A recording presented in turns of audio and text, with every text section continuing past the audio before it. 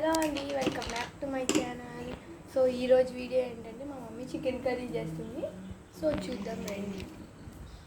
First of all పెనం మీద oil పోసుకోవాలని,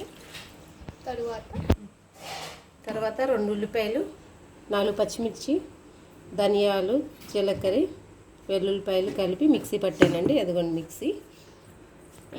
ఈ పేస్ట్ అంతా కలిపి ఈ కాగుతున్న ఆయిల్లో వేయాలి.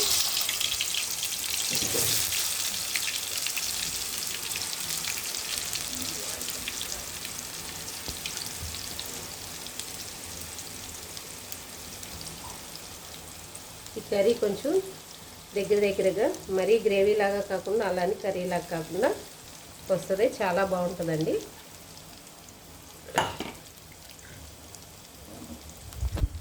అలాగే కొద్దిగా అల్లం పేస్ట్ వేస్తున్నానండి, ఒక చిటికెడు.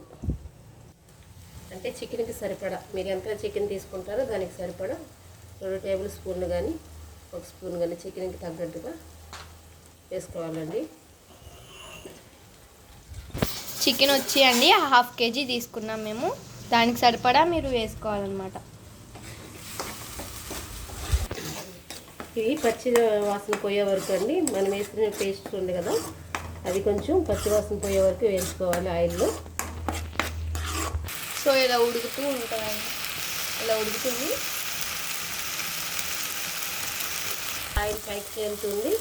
అలా అయితే పచ్చివాసన పోయినట్లండి. పోయి ఆయిల్ తేలుతూ ఉంటుంది, చూసారా? ఇలా పక్కన ఇలా వచ్చిన తర్వాత 2 పొడవుగా ఒక 3 పచ్చిమిరపకాయలు తీసుకున్నానండి. పొడవుగా కోసి అందులోనే వేస్తే మగ్గుతూ ఉంటుంది.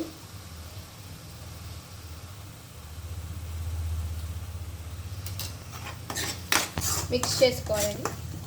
తర్వాత కలుపుకొని, నేనైతే 1/2 kg చికెన్ తీసుకున్నానండి. సో ఈ చికెన్ అయితే దీంట్లో వేసేసుకోవాలండి. దాంతోపాటు కరివేపాకు కూడా వేసుకున్నానండి.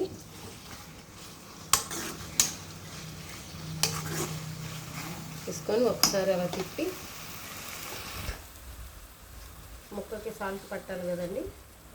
Salt 1 spoon, 1 tea spoon salt వేసుకోవాలండి. అలాగే చిటికెడు పసుపు వేసి కొంచెం మగ్గనివ్వాలి. ఒకసారి అయితే మిక్స్ చేసుకోవాలండి. మొత్తం కలిపి పెట్టేసేసి ఒక 5 to 10 minutes మూత పెట్టేస్తే చికెన్ ముక్కలన్నీ మగ్గి ఆయిల్ పైకి వస్తుందండి. టమాటా ఒకటి తీసుకున్నానండి, చిన్న ముక్కలుగా చేసి ఆ చికెన్ మగ్గుతుండగానే వేసేస్తే ఈ ముక్కలు కూడా చక్కగా మగ్గిపోతాయి. ఇలా మగ్గుతున్నాయి కదండి. సో ఇలా మగ్గిన తర్వాత మనం ఇందాక కోసుకున్నాం కదా టమాటా పీసెస్, అవి వేసుకోవాలండి. సో టమాటా పీసెస్ని అయితే వేసేసుకున్నాం. టమాటా పెద్దదైతే ఒకటి తీసుకోండి, మరీ చిన్నవి అయితే 2 తీసుకోండి, సరిపోతుంది. ఇలా మళ్ళీ ఒకసారి కలయి పెట్టేసేసి మూత పెట్టేస్తే మగ్గుతుంది. ఇంకొక 5 minutes. సో మూత అయితే వేసేసుకోవాలండి. సో చికెన్ అయితే మగ్గుతూ ఉందండి. అండి మీకు ఒకటి చెప్పాలి, నెక్స్ట్ వీడియో అయితే మనకి ఎగ్ బిర్యానీ అయితే చేయబోతున్నాము. Egg biryani with tomato rice అనమాట, మిక్సింగ్. సో ఖచ్చితంగా అది చూడండి, ఆ వీడియో కూడా అప్లోడ్ చేసేస్తాం, ఓకేనా? సో ఇదైతే మగ్గుతుంది, ఒక 5 to 10 minutes ఆగాలి. ప్లేట్లో అయితే వాటర్ పోసేసుకొని దాంట్లో కొత్తిమీరని అయితే నానబెట్టేసుకోవాలండి, అంటే వాష్ చేసుకోవాలన్నమాట. సో చికెన్లోకి వేసుకోవడానికి అనమాట. మూత తీసి చూద్దాం. అది కూడా చూడండి, వాటర్ పైకి తేలుతున్నాయి.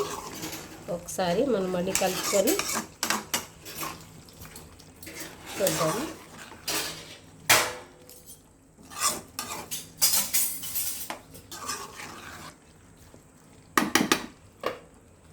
మనకి గ్రేవీ కావాలి అనుకుంటే కొంచెం లైట్గా ఒక చిన్న గ్లాసుడు వాటర్ పోయాలి.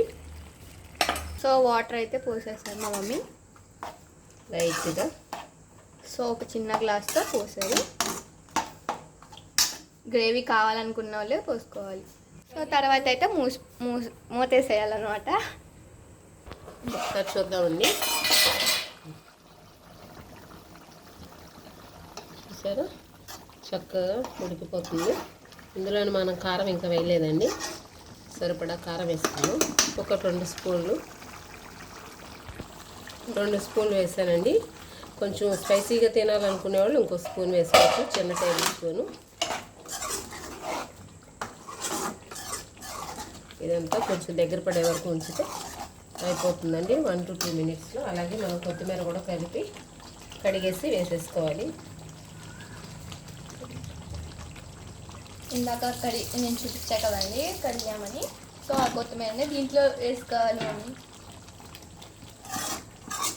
సో కొత్తిమీరని వేసేసి కొంచెంగా కలిపేసేయాలండి, కొద్దిగా కలుపుకోవాలి.